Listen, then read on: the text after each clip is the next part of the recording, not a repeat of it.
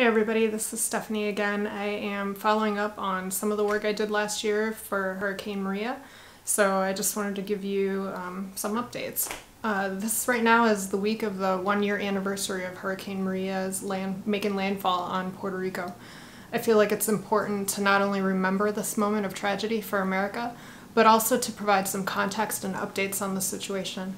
I also hope to finish editing and post some of the videos I wasn't able to finish last year when we visited the island to film some local people and organizations who are actively working on recovery and aid.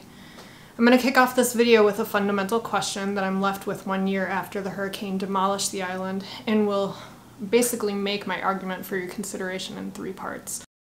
What I'm left to wonder is, was Hurricane Maria the perfect storm and the final nail in the coffin for Puerto Ricans to lose their rights to their property, land, and the right to truly self-govern as a commonwealth or state of the U.S.? Or will this be an opportunity for an auspicious future for Puerto Rico, where we can work to create a brighter future and maybe a renewed island that can lead by example with sustainable infrastructure and economic and political self-sufficiency? I finally took a deep look at where the island's recovery is. I needed to better understand what led up to the current dysfunctional state they are in and the continued historical unequal treatment of American citizens on the island.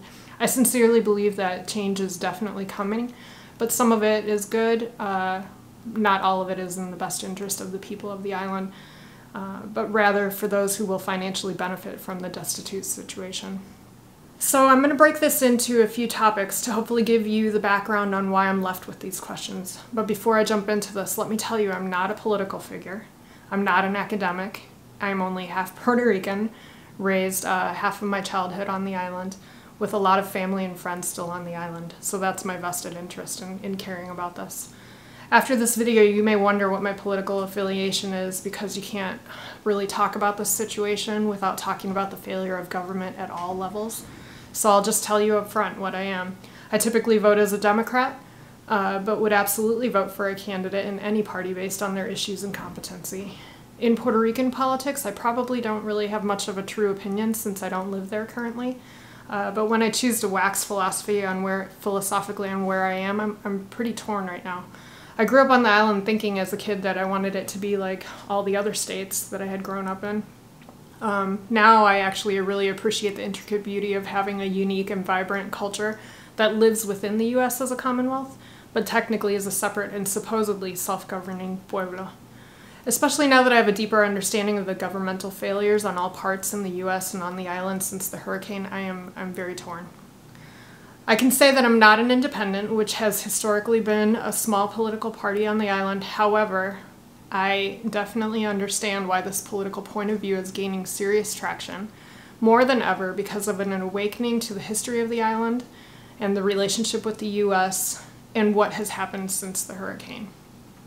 I think the local government there has been broken for a long time, and in part with the colonialist history and political policies, it's led to a lot of the underlying issues that has made the perfect storm to rip off the metaphorical sheets of the island and uncover the realities that led to the current situation.